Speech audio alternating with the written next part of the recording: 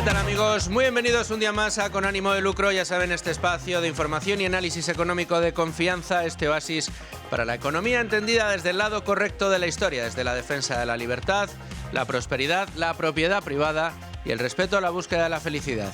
Hoy, aunque vamos a seguir muy pendientes y les actualizaremos si tenemos alguna novedad de toda la investigación y el desarrollo de las labores de desescombro, de rescate de esos trenes y de rescate e identificación de las víctimas mortales del accidente de Adamuz, hoy tenemos que cambiar un poco de tercio porque la información económica también pues va evolucionando y tenemos informes muy recientes que merecen nuestra atención y también nuestro análisis. Y gracias a Dios tenemos en este programa y en esta casa a los mejores analistas. Hoy vamos a hablar de nuestro mercado laboral, hoy tenemos que hablar de absentismo laboral.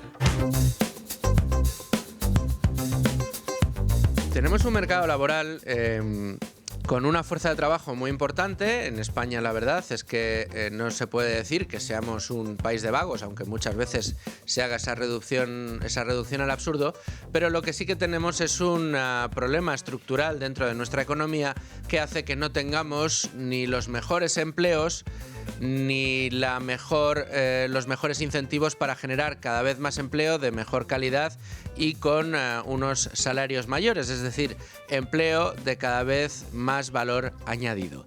Esto lamentablemente no refleja la realidad de nuestro sistema laboral, sino todo lo contrario. ¿Qué es lo que nos encontramos cuando analizamos nuestro mercado laboral? Bueno, pues allá donde el gobierno habla de un sistema de trabajo, de un mercado de trabajo en España que genera mucho empleo, empleo de calidad, empleo indefinido y que somos básicamente la envidia de toda Europa en materia de trabajo, lo cierto y verdad es que no es así. Hemos desarrollado, sobre todo bajo el gobierno del señor Sánchez, un mercado de trabajo muy difícil de estudiar en sus términos reales, porque la última reforma en manos de Yolanda Díaz lo que ha hecho ha sido maquillar de una manera muy extraordinaria, mucho más de lo que ya se maquillaba, las propias cifras del paro. Allá donde el gobierno presume de tener el mercado laboral más dinámico de toda la Unión Europea, lo que tenemos son diferencias tan importantes como la que les voy a comentar. Si el paro oficial a cierre de diciembre de 2025 era de 2.400.000 personas, la realidad es que el paro está en 3,8 millones de personas. Estamos hablando de que tenemos 1.400.000 personas paradas de más, pero que no aparecen como parados en las estadísticas. 1.446.241 personas que a cierre de 2025 no tenían trabajo, querían trabajar, estaban cobrando subsidios por desempleo, pero no aparecían como parados en nuestras estadísticas. No solo eso, sino que allá donde el gobierno presume de que tenemos un mercado laboral muy fuerte y con empleos de calidad, empleos estables e indefinidos, la realidad es muy distinta. El 21,5% de todos los contratos realizados en 2025 duraron, agárrense a la silla, menos de una semana.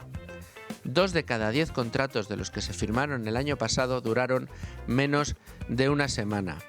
1 de cada 3 contratos de los que se firmaron en 2025 duraron menos de un mes.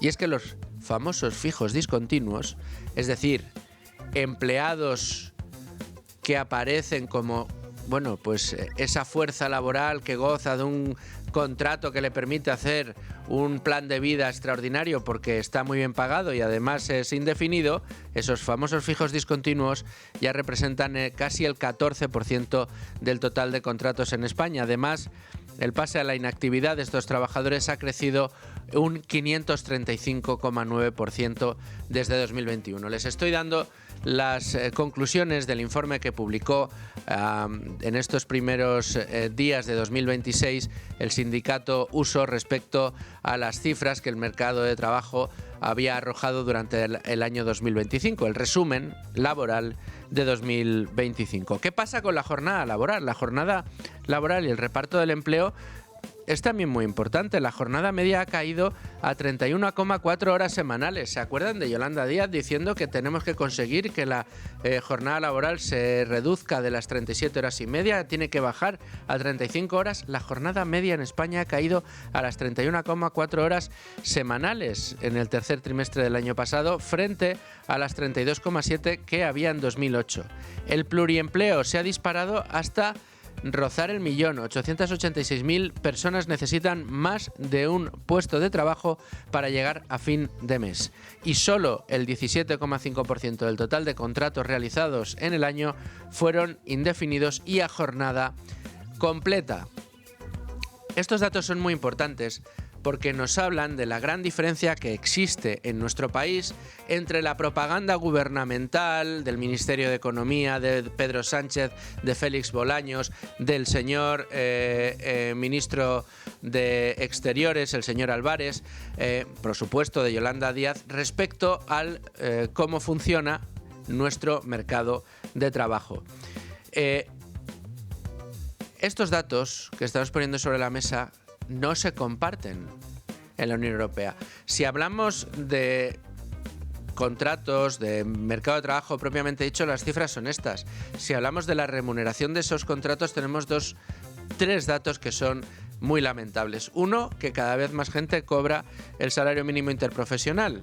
Es decir, que cada vez más gente en España está cobrando lo mínimo que se despacha.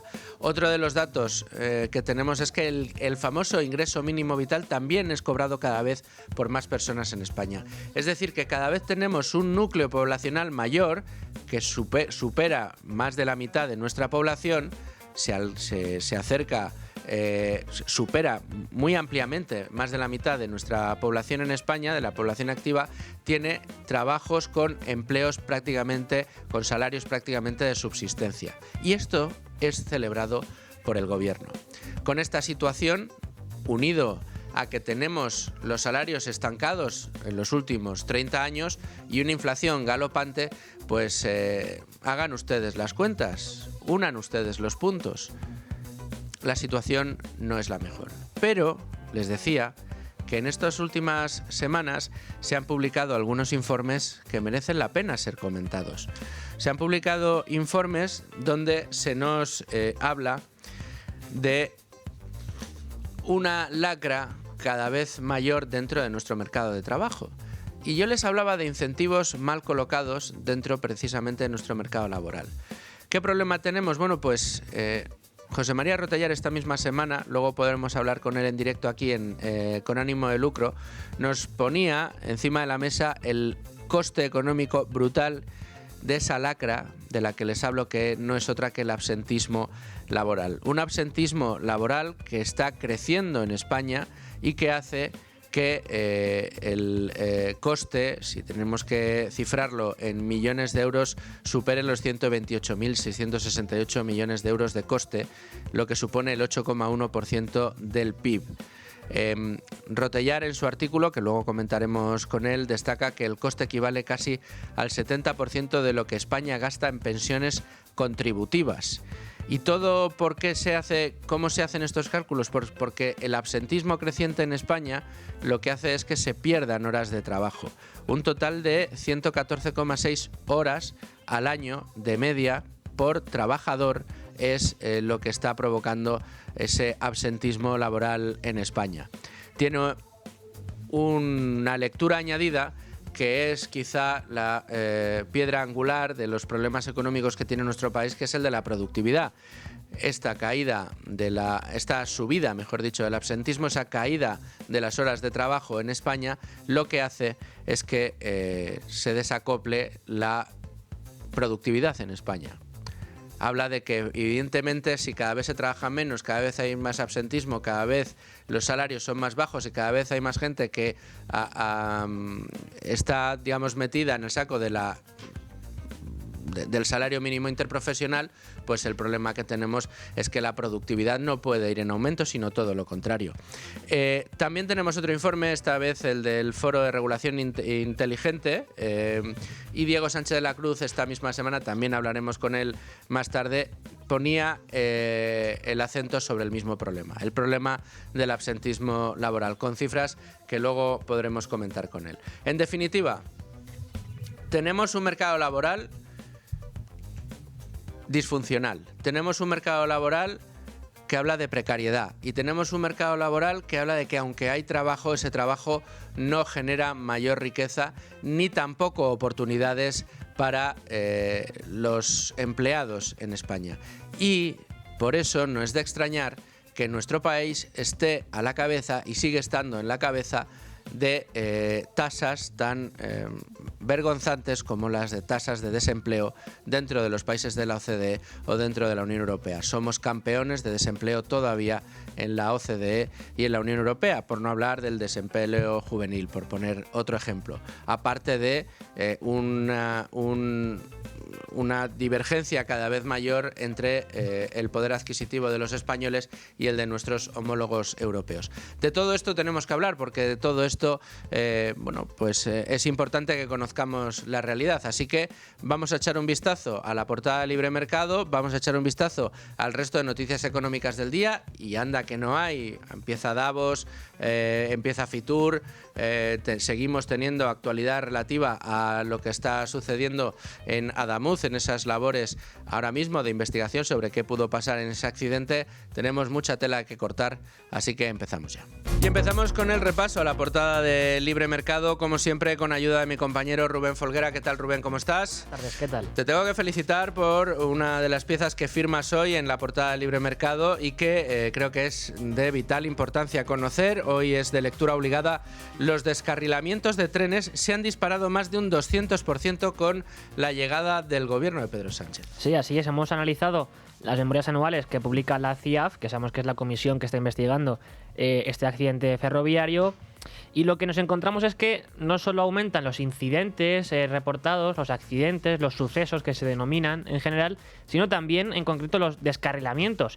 Y es que si en el año 24 hubo 22 descarrilamientos, siempre, eso sí, en este caso sin víctimas, en el 18 tenemos que se reportaron, o hubo conocimiento de 7 accidentes por descarrilamiento, que del mismo modo no hubo víctimas por suerte, pero en cualquier caso vemos que en cuestión de 6 años pasó de 7 a 22 descarrilamientos, lo cual es un 214% más de lo que se registraba antes de que llegase, justo cuando llegó Sánchez a la Moncloa, vamos. De hecho, uno de los grandes problemas no es que el Partido Socialista quiera que haya más descarrilamientos. Habrá quien nos escuche y diga, bueno, ya están... No, la cuestión no es esa. La cuestión es que no se ha hecho un trabajo fundamental, es un trabajo fundamental que desde el sector se lleva demandando mucho tiempo, de mantenimiento precisamente de esa red ferroviaria a la que cada día se le exige más. Cada día se le mantiene menos, pero cada día se le exige más, con mayor tráfico de trenes por esas vías. Más sobre este asunto, en este caso de Carlos Cuesta, hablándonos de cómo el Partido Socialista centró sus esfuerzos, más que en el mantenimiento de la red ferroviaria, en sacar, por ejemplo, trenes híbridos. Así es, nos cuenta que el Ejecutivo de Sánchez prioriza la Agenda 2030 sobre la seguridad, y es que el gasto por kilómetro de red ferroviaria se ha desplomado desde el año 2015 un 42,5%. Y claro, esto al mismo tiempo en que el gobierno de Sánchez, y con Óscar Puente a la cabeza en materia de transportes y en materia ferroviaria, pues como dices, ha tratado de vendernos nuevas iniciativas como el tren híbrido o, acuérdate, ¿no?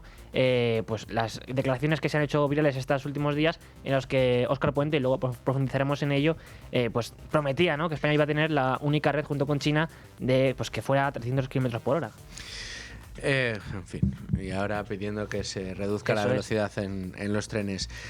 Miguel Puga nos cuenta, también en este caso fijándose en Óscar Puente, cómo el gobierno ha reducido el gasto en mantenimiento de las vías más de un 10%, mientras se producía un récord de viajeros. Sí, es que Óscar Puente, por motivos evidentes, y el gobierno hoy y estos últimos días están acaparando los titulares. Y en este caso, Miguel Puga nos informa de, como os dices, pues esa reducción del gasto en mantenimiento por parte del gobierno de Sánchez, porque si tú hace unos días, el lunes en concreto, publicabas esa comparativa con otros países como Italia o Francia, lo que hoy destaca Miguel Puga, por ejemplo, es que el gasto de mantenimiento en España ya no solo está por debajo de estos países, sino también, por ejemplo, de países como Polonia, República Checa o Noruega.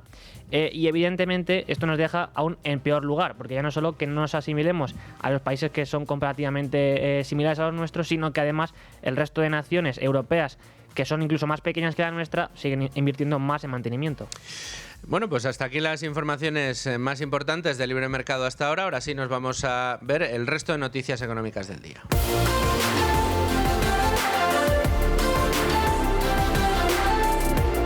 Pero antes de hacer ese repaso al resto de la información y de la actualidad económica del día de hoy, de este miércoles 21 de enero, vamos a recomendarles a ustedes que tengan muy presente el cuidado de sus mayores. Si son ustedes que nos escuchan personas que tienen a su cargo a personas mayores que viven solos, pues tienen que tener en cuenta que un accidente ocurre sin avisar y cada minuto cuenta cuando hay emergencias. ¿Sabías que más de la mitad de las personas mayores de 70 años sufren además al menos una caída al año? Insisto, cada minuto cuenta cuando hay una emergencia y por eso el reloj Durcal te protege estés donde estés las 24 horas del día. La ayuda con el reloj Durcal llega en menos de 40 segundos. En definitiva, lo que hace el reloj Durcal es salvar vidas. Consigue con Libertad Digital un año de teleasistencia Durcal con un 10% de descuento, el reloj y además 3 meses gratis llamando al 910 888 852. Repito, 910 888 852 o a través de la web durcal.com usando el código Libertad Digital. Repito, Libertad Digital, todo seguido en mayúsculas y con 2 Ds.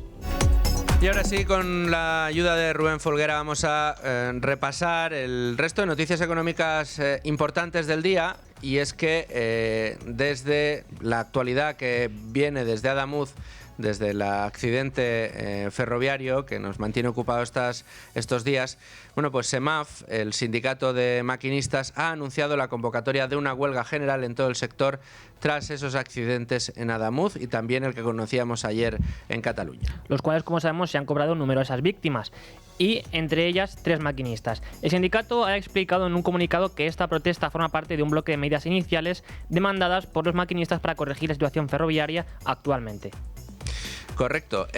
Además, tenemos que explicar que Óscar Puente está diciendo que se limitó la velocidad en la línea Madrid-Barcelona tras avisar maquinistas de nada más y nada menos que 25 incidencias. Sí, el ministro de Transportes, Óscar Puente, ha explicado este miércoles que Adif decidió limitar temporalmente la velocidad en varios tramos de la línea de alta velocidad Madrid-Barcelona tras comunicar a los maquinistas 25 incidencias en el día de ayer. Lo ha hecho en una entrevista concedida en Telecinco. Sin embargo, ha intentado asimismo señalar que el número de denuncias se debe al estado anímico, dice, de los maquinistas. En el día de ayer los maquinistas denuncian 25 incidencias en la línea entre Madrid y Barcelona. El día anterior se denunció una y los anteriores ninguna. La semana pasada, en toda la semana, hubo 8 denuncias de incidencias o reportes de incidencias al centro de control en esa línea por parte de los maquinistas. Solo ayer hubo 25. Quiere decir que en este momento los maquinistas están claramente afectados y están actuando, digamos, de esta manera. Sin embargo, tras anunciar este miércoles el levantamiento de la reducción de la velocidad máxima en ese tramo de la línea de alta velocidad entre Madrid y Barcelona, Adif ha retomado esta decisión y limita ya la velocidad a 160 km por hora en un tramo de la línea Madrid-Zaragoza. Bueno, evidentemente ahora el celo de los maquinistas es enorme y también la prudencia por parte de Adif. De ahí esa reducción, esa limitación de velocidad a 160 km por hora. Pero tenemos que avanzar. Les decía yo al principio que ha comenzado Davos y es que en Davos, en ese foro económico mundial, están muy pendientes de Trump. Desde el pasado lunes se está desarrollando la edición de 2026 del Foro Económico Mundial en la ciudad suiza de Davos, bajo el lema El espíritu del diálogo, en un contexto global marcado por los conflictos armados y las tensiones comerciales. Una de las intervenciones más esperadas es la de Donald Trump, que se producirá este miércoles a las 2:30 de la tarde, hora local suiza, que son las 15:30 aquí en España. Por parte de la delegación española, tras la suspensión de la comparecencia de Sánchez, los ministros Carlos Cuerpo y Óscar Puente se reunirán hoy en Davos con los altos ejecutivos de empresas españolas. No obstante, al respecto de la intervención de Trump, hay que informar de que la hora prevista se va a retrasar, dado que ha tenido que volver por un fallo de su avión a Washington y ahora ya está de vuelta hacia Suiza. O sea que no va a ser a las 3:30 hora de España, sino que será un poquito más tarde. Bueno, estaremos muy pendientes. Espero que también lo estén los señores Cuerpo y Óscar López, que van a estar ahí. Lo que sí que está, o quienes sí que están tomando muy buena nota de todo lo que sucede y están muy pendientes de lo que pueda decir Donald Trump, son los mercados. Unos mercados que acusan la incertidumbre, pero donde encontramos activos que se benefician de esa incertidumbre. Precisamente los mensajes de Trump en Davos pueden afectar a la cotización de los distintos mercados en Estados Unidos y Europa, por la incertidumbre que genera el mandatario norteamericano y sus pretensiones sobre Groenlandia. Un activo que se ha visto afectado especialmente es el oro, que ha registrado un máximo histórico de $4.888. Así, el oro subía un 2,5% respecto al último cierre en el día de hoy, acumulando ya en lo que va de año una revalorización del 13%. Sigue disparado el oro también en lo que va de año, pero otro de los citas importantes de la que tenemos que dar cuenta hoy es del comienzo de la famosa Feria Internacional de Turismo, que tiene lugar en Madrid, que está marcada por la tragedia de Adamuz y que es Fitur. Algunas compañías han decidido estar presentes tan solo para los encuentros profesionales y otras mantendrán tan solo las citas estrictamente informativas. Asimismo, muchas delegaciones municipales han anunciado la suspensión de sus actos públicos en Fitur, entre ellos la mayoría de ayuntamientos andaluces, así como la Junta de Andalucía. Bueno, pues hasta aquí las noticias económicas del día. Ahora sí, vamos a la tertulia. 12:30 de la tarde, 11:30 en Canarias. Seguimos en Con Ánimo de Lucro y entramos ahora en tiempo de tertulia. Como siempre, nos acompaña Rubén Folguera con los datos, siempre con los datos en la mano. Y hoy nos acompaña nuestro profesor de cabecera, don José María Rotellar, además director del Observatorio Económico de la Universidad Francisco de Vitoria. Muy bienvenido, como siempre, a Con Ánimo de Lucro. No nos habíamos visto personalmente hasta ahora, no. Así que feliz año. Yo sé que estamos a 21 ya de enero, pero bueno, feliz año nuevo. Feliz año. Profesor, firmabas el pasado lunes en Libertad Digital un fantástico artículo que ponía el dedo en una llaga incómoda, yo creo, para este gobierno, desde luego incómodo para todo aquel que quiera que el mercado laboral funcione bien y que cada vez funcionemos mejor en este país, y es el problema del absentismo laboral. Un absentismo creciente que cada vez supone un bocado mayor a la productividad en España y que tiene un coste económico criminal. Las cifras, corrígeme si me equivoco, si no las tengo yo mal apuntadas, en tu artículo hablabas de 128.668 millones de euros, un 8,1% del PIB, casi un 70% de lo que gastamos en pensiones contributivas. Esto es lo que nos cuesta el absentismo laboral. Claro, esto, corrígeme si me equivoco, ahora lo desarrollas, profesor, tenemos un problema de incentivos, quiero pensar, o eso, o que tenemos una salud muy frágil los españoles. Hay un problema de incentivos y eso es lo que nos cuesta de manera directa, porque es el coste directo, ¿no?, que implica, pero lo que conlleva es un quebranto muchísimo mayor, ¿no?, porque al final lo que se produce es una caída de la productividad, una merma de la productividad, y por tanto no hay elementos suficientes para ser más eficientes y producir más con los mismos recursos. Producir más implicaría poder minorar costes, todos los costes fijos medios especialmente bajarían, y de esa manera poder, incluso manteniendo márgenes, bajar precios. Al bajar precios, ser más competitivos, captar más mercados y, por tanto, poder vender más, poder producir más, poder generar más empleo, etcétera. Entrar en algo que se llama círculo virtuoso, que termine por generar mayor riqueza para, entre otros, el bolsillo del propio trabajador. Efectivamente, pero tenemos este problema. Y no es normal, que parece que es Randstad quien lo ha estimado en múltiples ocasiones, que más de 1 millón de personas cada lunes falten a su puesto de trabajo de manera reiterada, que se produzca recurrentemente ese 1,5 millones, 1.700.000 de bajas diarias medias, que en algunos en algunas ramas de actividad económica esas bajas sean todavía mayores los lunes, como me parece que era en los grandes centros comerciales de alimentación, ¿no? O sea, hay un problema verdaderamente importante. Hay un problema también en cómo o puede haber un problema importante, porque tampoco es algo que podamos tener constatado, ¿no? Pero sí que puede haber un problema importante en cómo se otorgan las bajas médicas. Es obvio que una persona que lo necesita tiene que tener esa cobertura, solo faltaría. Pero lo que hay que combatir es la picaresca, ¿no? Porque esa picaresca constituye una estafa al conjunto de ciudadanos, al conjunto de contribuyentes, y constituye una estafa al conjunto de la economía porque merma las posibilidades de progreso, de mejora y de prosperidad, ¿no? Por tanto, eso hay que combatirlo. No se puede conceder una baja médica a quien no la tiene, pero de todas formas es que estamos hablando de un periodo de días en los que ni siquiera hay que ir al médico para poder obtener esa baja médica, sino que en los primeros 3 días pues realmente una enfermedad puede perfectamente liberar en ese sentido, esgrimiéndola a un trabajador de poder ir a su puesto de trabajo, que en muchos casos será verdad, por supuesto, y tendrán que quedarse en su casa, pero lo que no puede ser es que quienes no sea verdad utilicen esta triquiñuela para estafar al conjunto de los ciudadanos, al conjunto de la economía. Y en cuanto al resto a las bajas médicas que tienen que conceder los médicos, es obvio que deberían poder ser analizadas muy detenidamente. Pero bueno, también es verdad que probablemente, nunca mejor dicho, se curen en salud en muchos casos, porque ante determinadas enfermedades que son difícilmente medibles, ¿no? Bueno, pues en muchos casos prefieren concederla a poder tener un problema posterior. Pero eso solo se hace porque realmente hay también el riesgo de que esa picaresca se pueda imponer. Y luego hablaba José María de que los lunes, por ejemplo, es un día en el que se concentran muchas bajas, pero también hay periodos del año en el que también se concentran, y concretamente las vacaciones, ya sean de Navidad, de Semana Santa o de verano. Y si hablamos de las Navidades... O sea, que cuando se acercan las vacaciones, hay las bajas por delante y por detrás. Creo que había una estimación de que en Navidades se había incrementado un 60% las bajas. Según la gente... O sea, pero es por el frío, si es que sois muy mal pensados. Será por el frío, ¿no? Seguramente... sé que la ironía no se entiende en las radios, pero no tanto como seguramente... O sea, sí, son los datos que proporciona la Asociación de Mutuas de Accidentes de Trabajo, AMAT. Y es que, asimismo, los empresarios, el círculo de empresarios, estiman el impacto global, tanto en ya no solo en lo que se deja de producir ese día que falta al trabajo, sino en la productividad en general, en más de 81.000 millones de euros, el conjunto de absentismo laboral, que supondría más o menos el 5% del Producto Interior Bruto. No, es una barbaridad.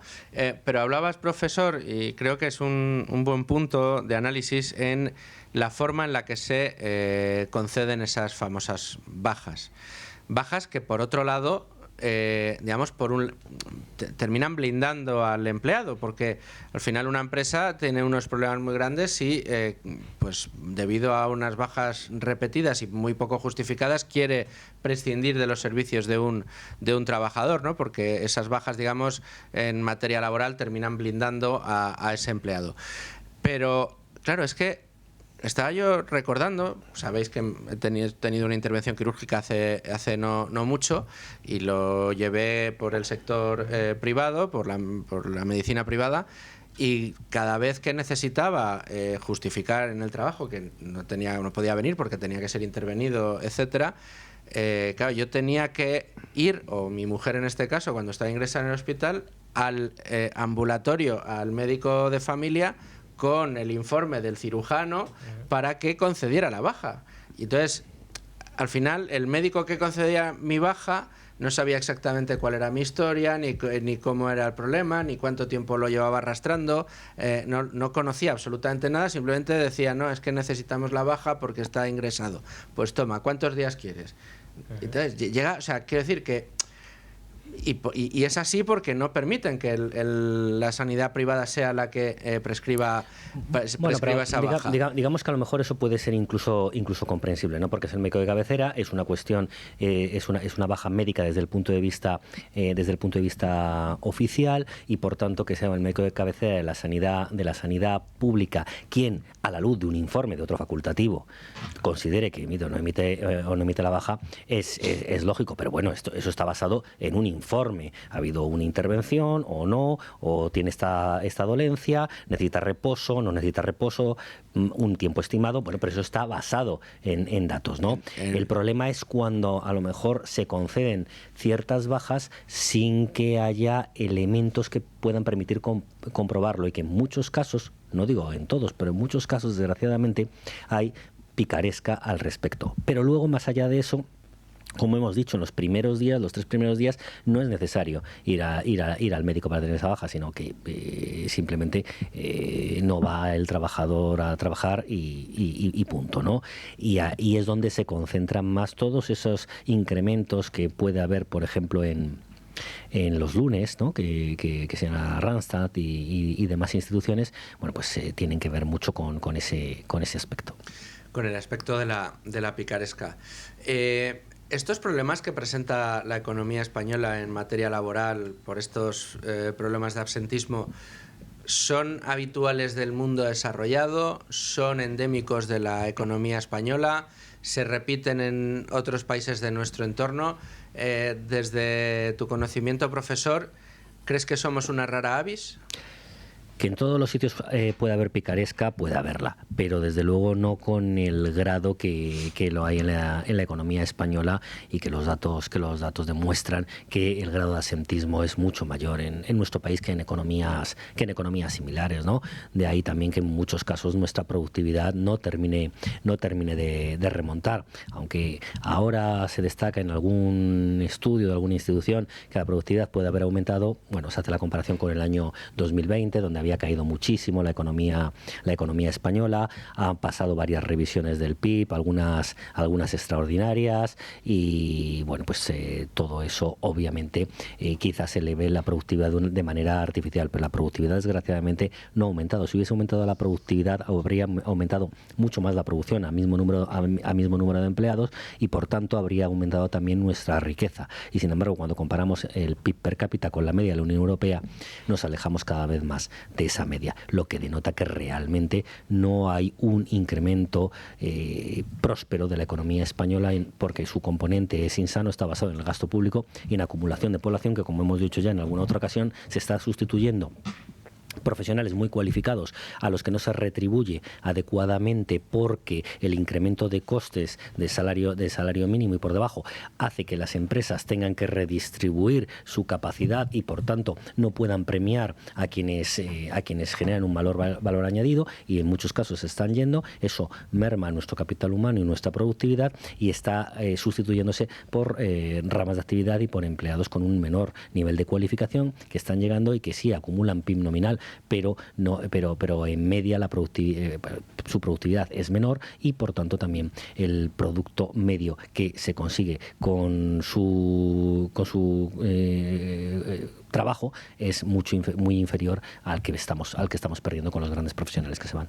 Bueno, a este respecto, lo que comentabas, Luis Fernando, hay que decir que hace un par de meses la Fundación Civismo publicó un informe con datos de 2023, sacados de Eurostat, no se los inventan, en el que destaca que en España ese año la tasa de absentismo estuvo en el 6,5% del total de trabajadores, mientras que la de la Unión Europea fue del 4,7%. Y si lo comparamos con países en concreto, vemos que, por ejemplo, en Alemania fue del 4,8%, en Italia del 4,2%, en Países Bajos del 4,3% y en Francia, que se acerca un poco más a la española, un 5,5% de tasa de absentismo. Sin embargo, en España, como decimos, lideramos la tasa también de absentismo.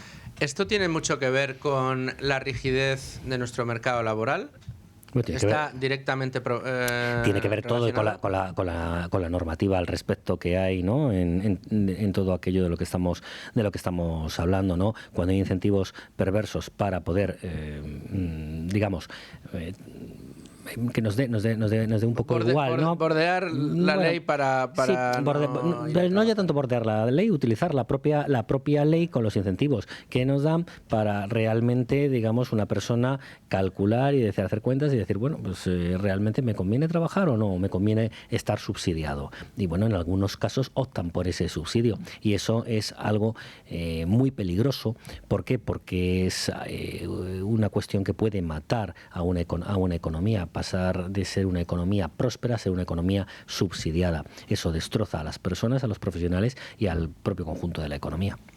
Desde luego. Sin embargo, tenemos un gobierno, profesor, que cada día nos cuenta lo fantásticamente bien que va no solo la economía, sino muy en concreto el mercado laboral.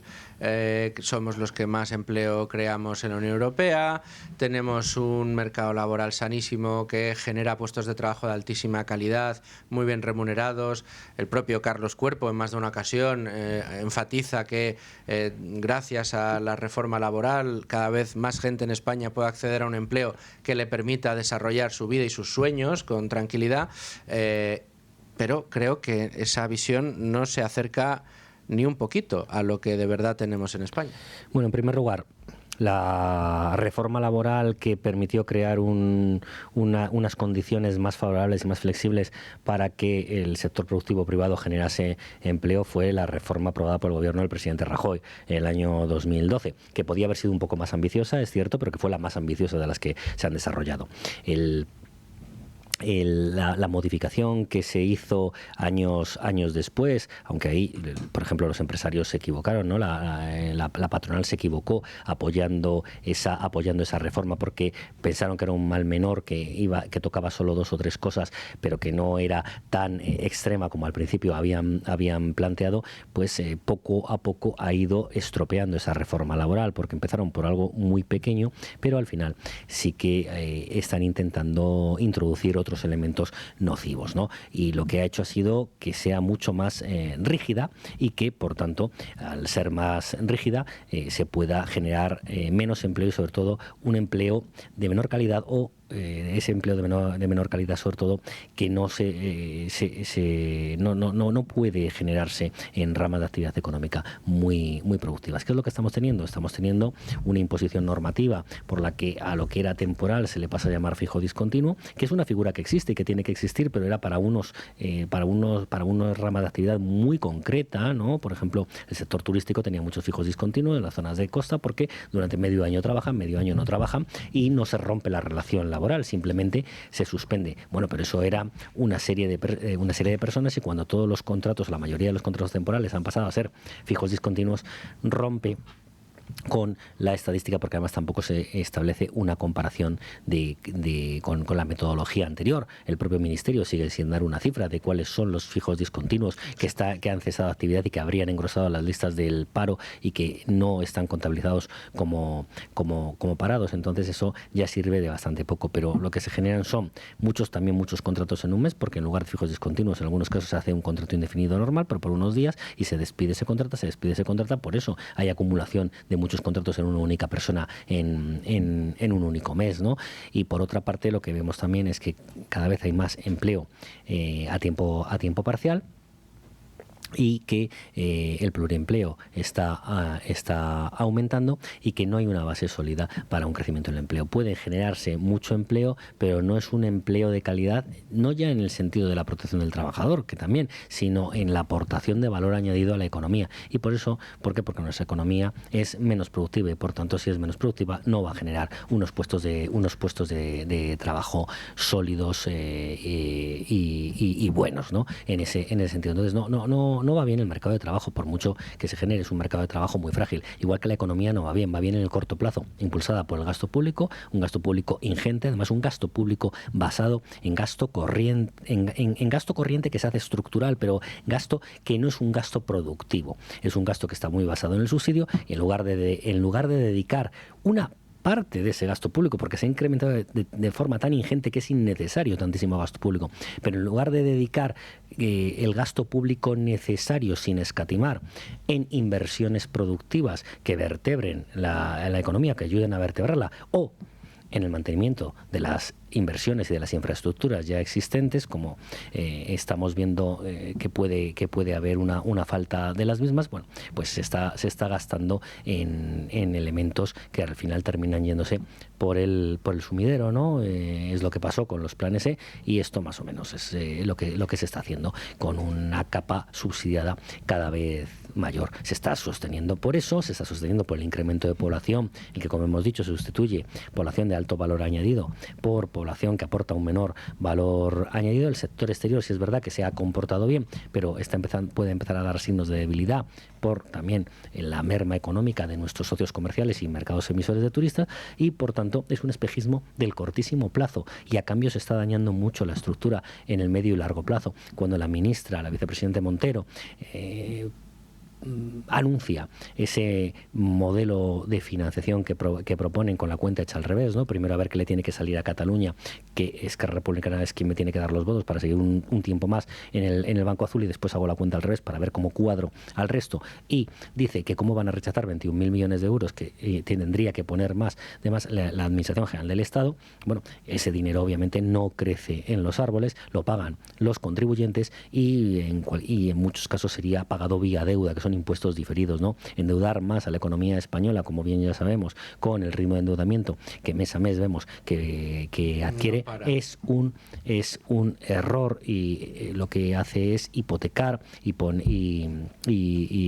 en cuestión las políticas que se puedan desarrollar en el futuro, y eso es un grave problema. Está perjudicando a la estructura económica del medio y largo plazo, a la estructura económica de España, a cambio de mantener un espejismo en el corto plazo. Pero realmente el gobierno, su política económica, que es inexistente realmente, es la que crea que en ese momento le puede dar 5 minutos más de permanencia en el Ejecutivo. Bueno, pues esa política económica lo que va a conseguir, desgraciadamente, es legar una estructura económica muy dañada, y que habrá que reformar por completo si se quiere conseguir una estructura económica sana que pueda alcanzar la prosperidad. Da la sensación, si me aceptas el símil, profesor, da la sensación de que no solo con la política económica y con las decisiones, más que de política económica, coincido contigo en que son decisiones económicas que se van tomando en función de las necesidades que en cada momento tenga el Ejecutivo para poder seguir adelante, pero también por las tensiones entre los socios de gobierno, porque Yolanda Díaz hace la guerra por su cuenta, el señor Carlos Cuerpo, que se sepa, no ha hecho nada especialmente importante, pero sí que, bueno, pues ahora se ha sacado de la manga un fondo soberano del que tocará hablar otro día, profesor. Pero tengo la sensación de que, al menos en materia laboral, que es el tema que hoy nos ocupa, lo que ha ido haciendo el Ejecutivo es coger una madeja ya bastante liada y liarla todavía más. Y la siguiente pregunta que yo te quería plantear, y que me da miedo la respuesta, es cómo empezamos a quitar el lío. ¿Cómo cogemos esa madeja que tenemos que dejar recta sin un solo nudo? ¿Cómo empezamos a desliar? Pues empezando poco a poco, con paciencia, lo antes posible, pero sin cejar en el empeño. ¿Por dónde empezamos a meter mano? Porque evidentemente lo primero que hay que hacer es flexibilizar más el mercado laboral, combatir pero eso, y perseguir el fraude, bajar el despido, bueno, suavizar las normas. Vamos a ver, lo que hay que hacer es flexibilizar el mercado laboral para que se pueda contratar más. Correcto. Y no se va a contratar más si hay unos costes y hay unos riesgos crecientes. Entonces, ¿de qué sirve que la indemnización por despido sea de 33, de 45 o de 80 días si no se contrata? Es lo mismo, ¿no? Es el símil de un partido de fútbol. Los que están dentro del campo casi seguro que van a jugar todo el partido, pero es muy difícil que los que están fuera entren, ¿no? Pues eso es lo que hay que hacer. Lo que hay que hacer es eliminar esas barreras para que todos puedan entrar, se pueda generar más empleo, y de esa manera además van a tener una mayor seguridad todos, porque va a ser mucho más difícil perder su puesto de trabajo, y sobre todo si lo pierden porque venga una mala racha, van a poder encontrarlo más fácilmente, ¿no? Es tan sencillo como eso. Hay que tener determinación para poder tener esa flexibilidad, eliminar tanto coste que existe como es el creciente de las cotizaciones a la Seguridad Social, que aunque no es formalmente un impuesto, si se convierte en un impuesto al trabajo, bueno, ahora una parte cada vez más es un impuesto porque no devenga derechos, ¿no? La cuota de solidaridad y demás cuestiones que introdujo la reforma Sánchez Escrivá, pero que solo acelera el deterioro del sistema de pensiones. Claro, eso va ligado con una reforma del sistema de pensiones. No es solo modificar el mercado laboral, es que hay que modificar la estructura económica completa para hacerla más dinámica. Por supuesto que en el mercado laboral hay que flexibilizar, eliminar costes, eliminar barreras, pero hay que eliminar muchas más barreras burocráticas también en el mercado de la vivienda, acabar con el fundamentalismo medioambiental, agilizar todos los trámites, reducir las cotizaciones sociales, reformando a la vez el sistema de pensiones para que realmente a los pensionistas les quede una pensión en base a lo que han cotizado. Estamos hablando de nudos muy importantes dentro de esa madeja, ¿eh? Bueno, pero ¿los hay o no los hay? Hombre, claro que están ahí. Pues entonces podemos hacer dos cosas, o decir que es que son muy importantes y no hacer nada, o intentar desatarlos y solucionarlo, ¿no? Entonces yo creo que es lo que habrá que hacer. Que sea el próximo ministro. No. Eso para nada. Hay personas muy cualificadas que lo pueden hacer. Y luego, de todas formas, siempre pensamos en los políticos, pero los políticos en muchos casos no son más que una representación de la sociedad. La sociedad debe estar dispuesta a asumir sacrificios para poder estar mejor después. Igual que cuando en una casa se hace una reforma o se pinta para después poder estar mejor, y si no se hace, al final lleva a la propia ruina, ¿no?, de la casa. Pues esto hay que tener una reforma permanente y constante, y tenemos muchos males endémicos estructurales a medio y largo plazo que pueden estallar. Si no se reforma el sistema de pensiones, podemos seguir escondiendo la cabeza debajo del ala, pero al final, entonces, dentro de unos años, lo que tendremos será, más que un sistema contributivo, un sistema asistencial, en el que no es que vaya a desaparecer la pensión, pero a todo el mundo le quedará una pensión muy pequeñita que no estará en base a lo que ha devengado por lo que ha cotizado, ¿no? Entonces será una pensión asistencial en la que mínima para todos, igualando por abajo, ¿no? Y eso es un error, es un empobrecimiento. Entonces, para evitar que llegue eso, será mejor reformarlo antes, ¿no? Para evitar que haya un incendio provocado porque no tenemos bien el cableado y no aguanta ya la potencia contratada en casa, habrá que hacer la reforma para que nos lo cambien, ¿no? Pues esto es exactamente lo mismo, y hay que hacerlo en todo. Se puede optar por... hay que saber explicarlo. Claro, sí, hay que saber explicarlo, pero hay que saber entenderlo también, y comprenderlo. No hay que mirar hacia... Pero tú, fíjate que yo ahí ya te doy... Que el responsable político de turno en un momento determinado sepa que eso es lo mejor y lo entienda, fenomenal. Perfecto. Pero es verdad... Oye, y que yo estoy en esas, y que yo creo que son medidas además que habría que tomar según llegas. En los 100 primeros días no dejarte ni una, pero estamos hablando de tocar aspectos del mercado laboral están interiorizados por parte de la sociedad española, pero que no solo tiene que entenderlo, por supuesto, el responsable político que vaya a tomar la decisión, porque difícilmente va a poder explicarlo si no lo entiende. No, eso lo doy por supuesto. No, quien tiene que estar, no que no lo vaya a entender, dispuesto a entenderlo y asumirlo, es el conjunto de la sociedad. No podemos seguir viviendo por encima de nuestras posibilidades, porque si no, la economía va a reventar y vamos a ser todos mucho más pobres. Entonces, será mejor reformarlo a tiempo. Ahora puede parecer una exageración porque no se ve, no se palpa, pero las crisis vienen de un momento a otro y pueden estallar, y entonces nos podremos lamentar, ¿no? No se puede seguir así, pero para eso la sociedad, en definitiva los ciudadanos, en definitiva los votantes, son los que tienen que mostrar que realmente están dispuestos, porque claro, al final, por la teoría de la elección pública, un político que busca maximizar votos, ¿correcto?, si percibe que poniendo sobre la mesa todos estos aspectos que son duros, pero que hay que afrontar, va a perder votos, no lo va a hacer, pero ¿culpa suya? Bueno, se le podrá acusar que a lo mejor no tiene la valentía para hacerlo, pero imaginemos que tiene la valentía para hacerlo y que eso le penaliza. Ha tenido la valentía, pero se ha quedado fuera del gobierno para poder hacerlo, ¿no? Entonces, por eso muchas veces los programas electorales son impulsaremos, desarrollaremos, incentivaremos, pero ¿qué dice un programa electoral? No suele decir mucha cosa, porque en un programa electoral, en muchos casos, lo que se pretende es determinadas cuestiones, a lo mejor no decirlas, pero no darse las manos para poder hacerlas, pero después de gustar a todo el que... Pero después, pero porque buscan maximizar, porque tienen que obtener los votos para poder gobernar. Pero ese es el problema. Por eso quizás el mayor fallo del gobierno del presidente Rajoy fue no haber sido excesivamente ambicioso, porque yo creo que en noviembre de 2011 por primera vez los españoles votaron en masa al Partido Popular sabiendo que iba a haber que hacer recortes, porque había dejado el presidente Rodríguez Zapatero tan hundido el país, tan hundido la economía, al borde del colapso, que lo vieron tan cerca, que sabían que como decía Margaret Thatcher, ¿no? La medicina es amarga, pero el enfermo la necesita, ¿no? Pues tenemos que estar dispuestos a soportar ese momento transitorio de amargura de la medicina para después estar en óptimas condiciones. Pero si la sociedad no está dispuesto, por mucho que haya un político que lo diga y que esté dispuesto a realizarlo, no lo va a poder hacer.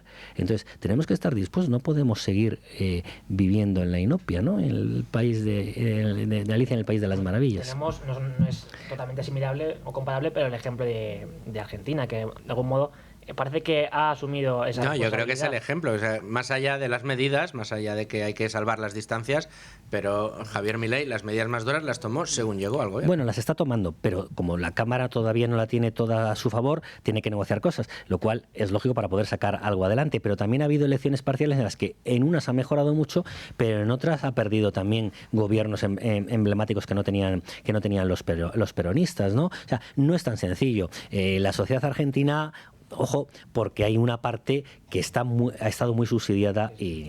Solo esperemos que el día que nuestro responsable económico tenga que tomar esas medidas no se haya cogido una baja ese mismo lunes. Profesor Rotellar, como siempre, muchísimas gracias. Muchas gracias por arrojar luz en asuntos complejos pero muy importantes para nosotros y para nuestra economía. Muchas gracias. Rubén, gracias a ti también, pero tú no te me vayas, que tenemos más cosas de las que hablar, entre otras de cómo va a venir la bolsa, que llevamos unos días bastante de capa caída. Ahora nos vamos a los servicios informativos de radio, escuchamos el boletín de la 1 y regresamos a Con Ánimo de Lucro, como siempre. 1:06 de la tarde, 12:06 en Canarias. Abrimos página de mercados.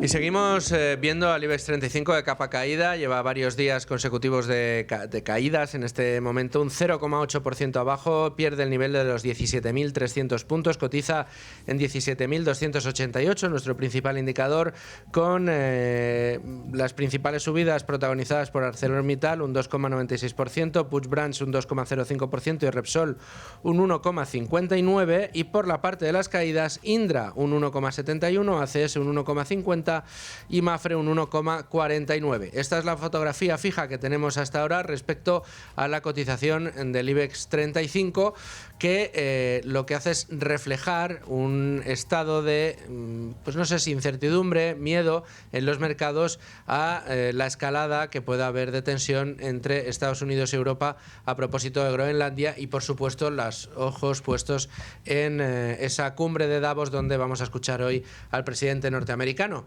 Pero para leer todo esto y para buscar una opinión de verdad formada y profesional, pues tenemos al equipo de relación con inversores de Cobas Asset Management, donde podemos hablar ya con Rocío Recio. ¿Qué tal, Rocío? ¿Cómo estás?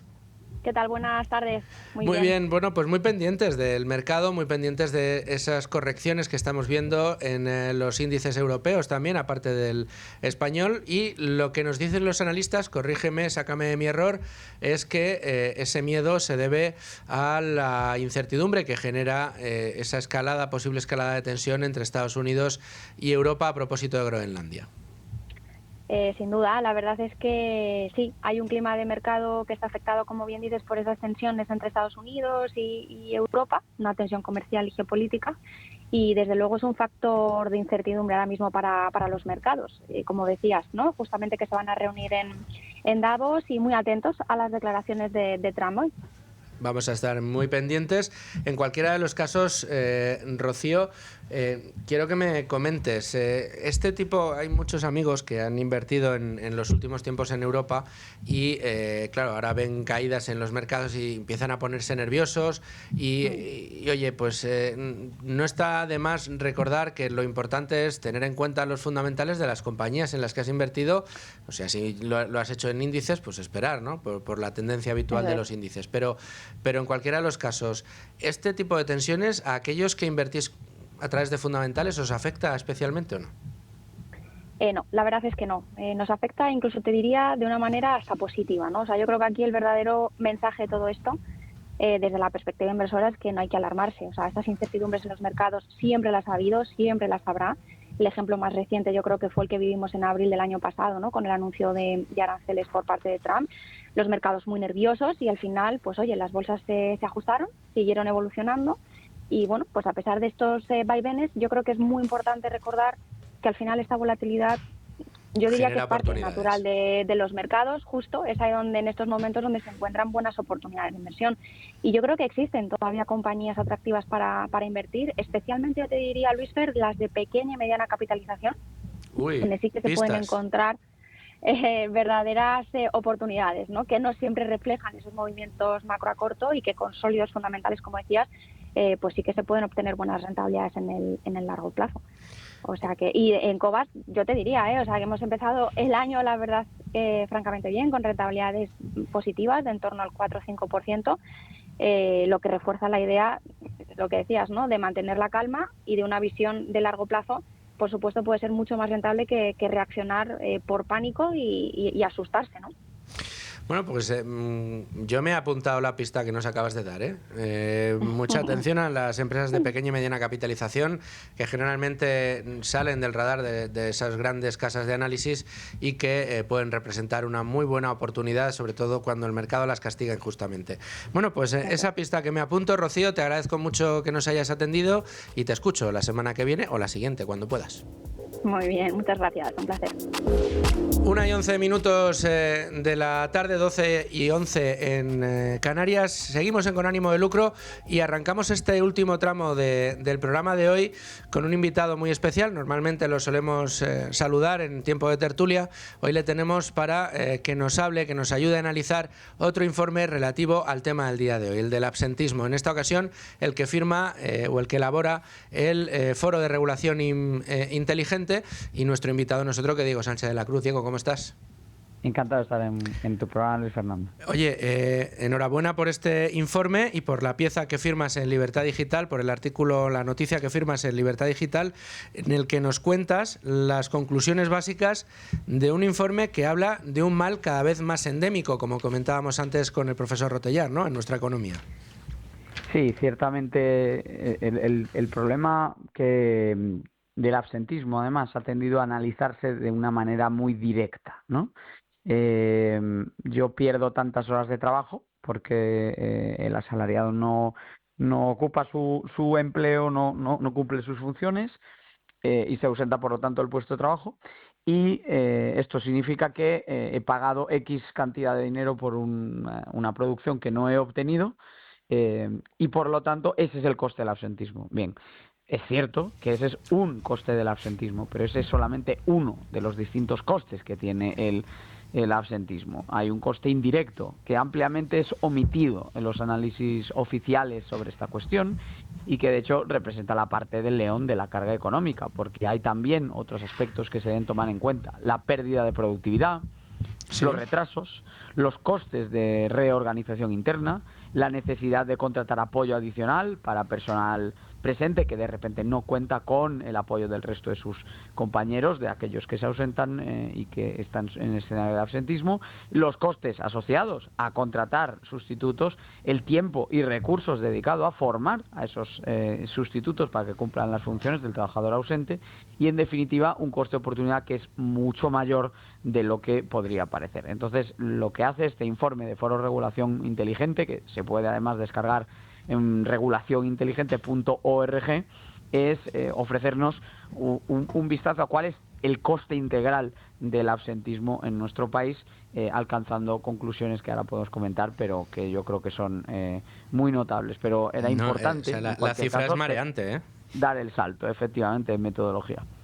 La cifra es mareante, hablamos de 128.668 millones de euros de coste de coste total de ese absentismo para la economía española. Estamos hablando de un bocado del absentismo laboral en España del 8,1% del Producto Interior Bruto. Es una auténtica barbaridad. Son cifras tremendas Pero además hay que tener en cuenta, para empezar, que es lógico que los datos sean cada vez más abultados porque el absentismo laboral ha crecido mucho en el último lustro. Coincidiendo más o menos con el actual periodo de gobierno, la incapacidad temporal, los accidentes, las enfermedades, las bajas y todos los argumentos y supuestos bajo los cuales se puede acoger uno a algún tipo de baja autorizada o simplemente un escenario de absentismo puro y duro, todos esos supuestos se han incrementado en un 53%. En un 53%. Y hay sectores especialmente afectados, caso de los servicios de limpieza, la recogida y tratamiento de residuos, los cuidados en residencias, que son además sectores muy importantes tanto en términos de empleo como en su aportación social, en los cuales prácticamente 1 de cada 10 trabajadores está ausente en un día dado.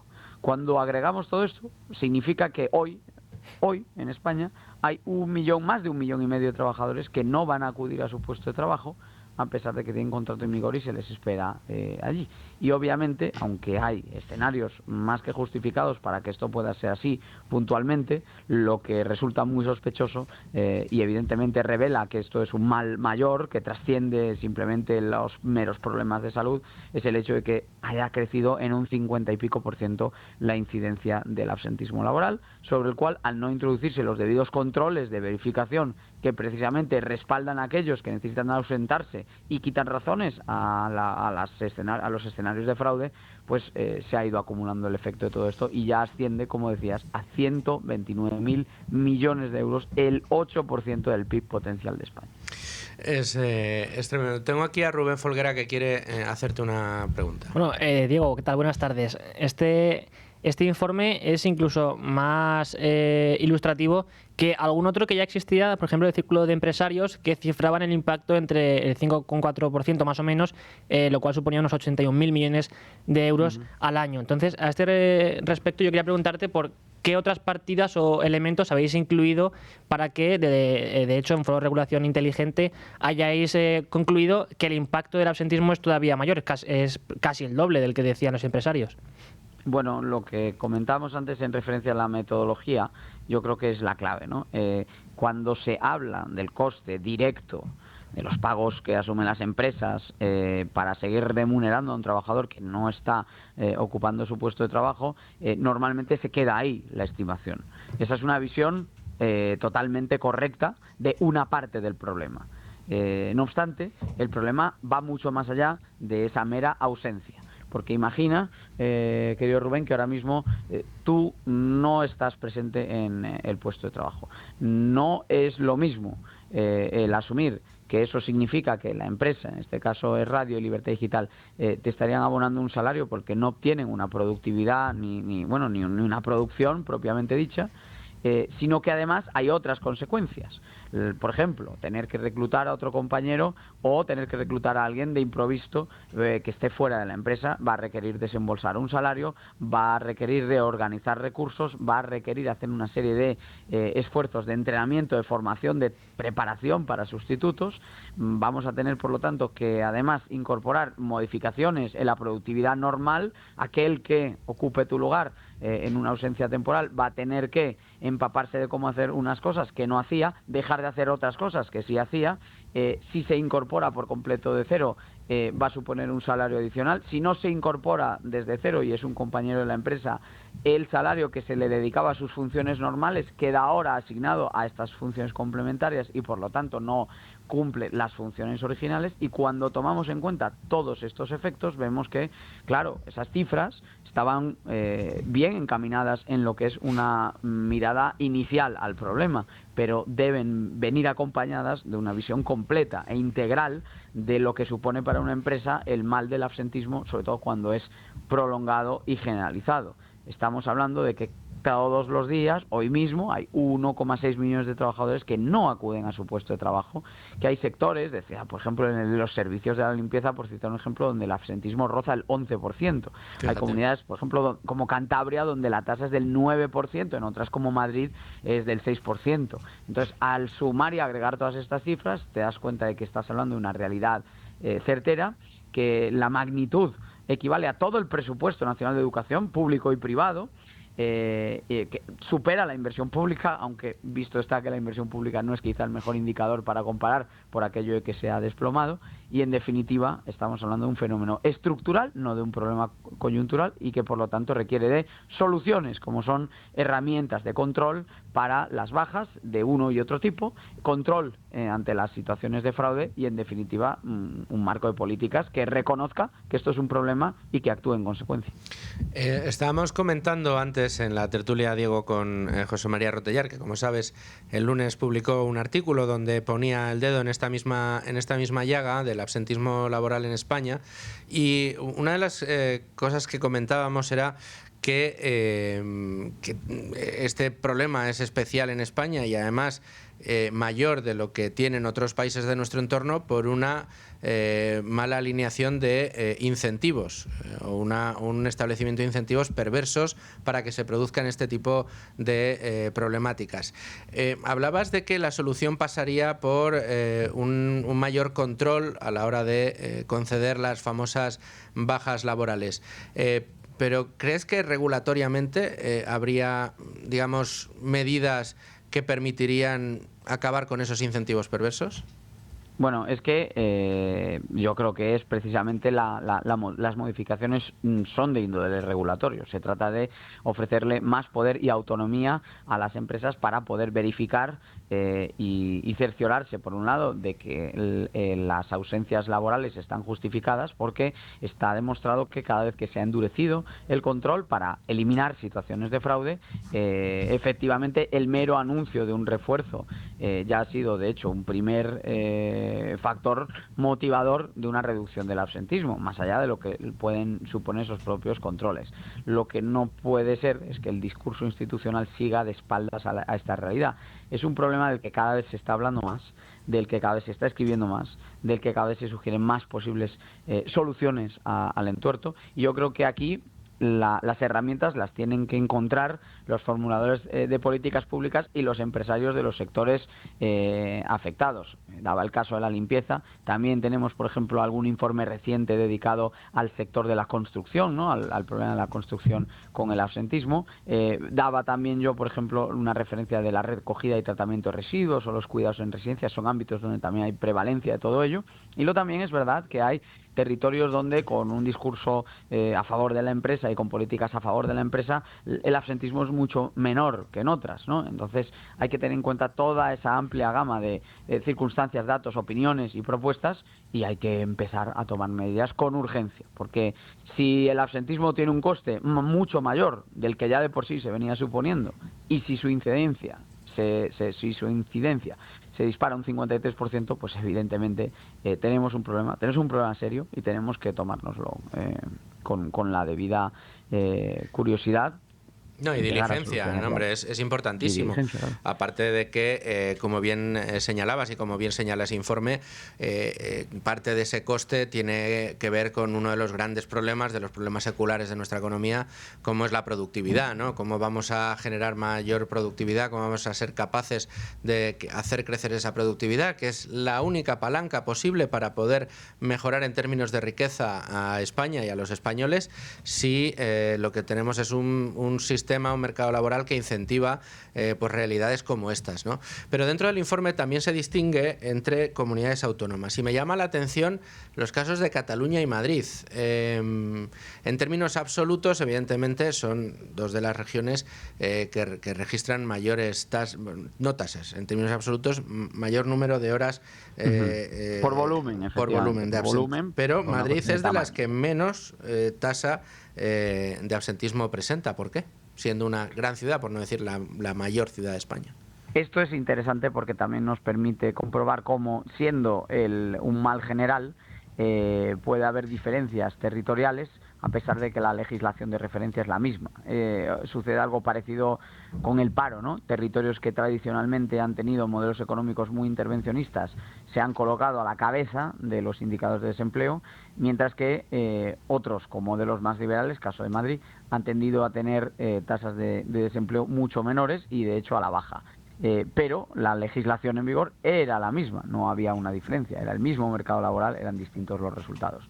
Normalmente se suele aludir a que esto, y también lo que comentas, ¿no?, en clave del absentismo, es resultado de distintas estructuras productivas, pero es que las estructuras productivas no se desarrollan, no salen del aire, no son una creación que surge de repente dentro del aparato económico español, no. Las estructuras productivas son el resultado de los incentivos bajo los cuales pueden ofertar sus bienes y servicios los productores. Y si las empresas de unos y de otros sectores tienen más o menos trabas en un territorio, pues obviamente los resultados serán mejores en los casos en que operar una empresa sea más asequible y más competitivo, serán menores allí donde suceda lo contrario. Y al comparar los resultados tanto de Cataluña como de Madrid, pues lo que nos encontramos nuevamente es eso. Hay que tener en cuenta que muchos indicadores en España siguen reflejando un rezago importante. La inversión empresarial sigue en cotas propias del periodo anterior a la pandemia. Las horas trabajadas no han aumentado ni por asomo tanto como lo han hecho los indicadores de empleo. El empleo efectivo, de hecho, no solo no evoluciona más, sino que evoluciona menos cuando filtramos los datos de los fijos discontinuos. Entonces, yo creo que esto es un llamado a elevar el nivel del debate. Nuestro mercado de trabajo no está funcionando ni meridianamente bien. El triunfalismo es absurdo y se basa principalmente en maquillaje estadístico, y las soluciones vienen necesariamente de abordar problemas y males endémicos como son el absentismo laboral, entre otros. Diego, déjame aprovechar estos últimos minutos de programa que nos restan para felicitarte por la presentación, la representación en este caso, de tu obra, eso sí, traducida al italiano, Il Modello Madrid, una rivoluzione liberale, que presentaste en Milán hace solo unos días con un éxito extraordinario. Así que, oye, vaya por delante mi enhorabuena. Y, hombre, ya que te tenemos a ti aquí y además como gran protagonista, pues cuéntanos un poco cómo fue, qué palabras pudiste recoger allí de algunos de los invitados, entre otros de Laschetti, y cómo se acogió esa presentación en este país vecino. Bueno, pues fue un verdadero honor. El libro efectivamente nace en principio como una adaptación internacional del libro Liberalismo a la madrileña, ¿no?, publicado en España en 2021, pero lo que se encuentra el lector verdaderamente es un libro completamente nuevo, porque está pensado por una audiencia internacional y aunque de momento está disponible en italiano, próximamente lo estará en inglés, en sueco y probablemente en algunos otros idiomas como el portugués. Y bueno, lo que hace es explicar desde 1995 hasta 2025 cómo ha cambiado Madrid con políticas económicas de libertad, de confianza en la empresa y en el inversor, de reducción de impuestos, de eliminación de cargas normativas, etcétera. Todo ello pues bueno, ha generado mucho interés, puesto que en Italia la retórica política del gobierno de Giorgia Meloni está efectivamente girando hacia un discurso más coherente con los viejos principios, ¿no?, que habían fortalecido y engrandecido las economías y los sistemas políticos de nuestro entorno, pero hacen falta referencias y hacen falta casos de estudio y hacen falta modelos que seguir, y Madrid es un modelo. Por eso lo hemos llamado el libro Il Modello Madrid, el modelo Madrid, el modelo madrileño. Y bueno, pues la presentación fue, como bien decías, celebrada en la ciudad de Milán, a efectos prácticos la capital de la empresa en Italia. Suscitó mucho interés, hemos tenido entrevistas con la prensa local, con distintos medios nacionales también, obviamente.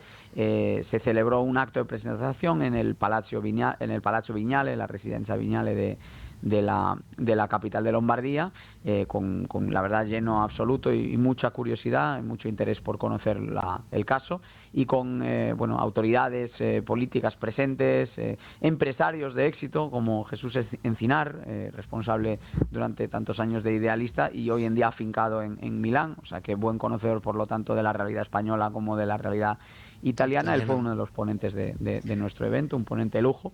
Y bueno, ciertamente yo creo que es llamativo que fuera de España genere cada vez más interés el contraejemplo al nefasto gobierno que tenemos en el plano nacional con Pedro Sánchez a la cabeza. Bueno, pues Diego, de nuevo enhorabuena. Muchas gracias por atendernos en el día de hoy con este fantástico informe de Foro de Regulación Inteligente. Ya saben que pueden encontrarlo en su web, este informe, para tenerlo completo, y el resumen que nos ofreció Diego Sánchez de la Cruz en Libertad Digital también a su disposición. Diego, enhorabuena. A ver, ya me dirás cuándo te vas a Suecia a presentar el libro. Bueno, poco contarás. A poco, que estos temas de traducción son lentos. El libro, en realidad, eso sí, estaba ya listo en inglés, pero los italianos se han adelantado.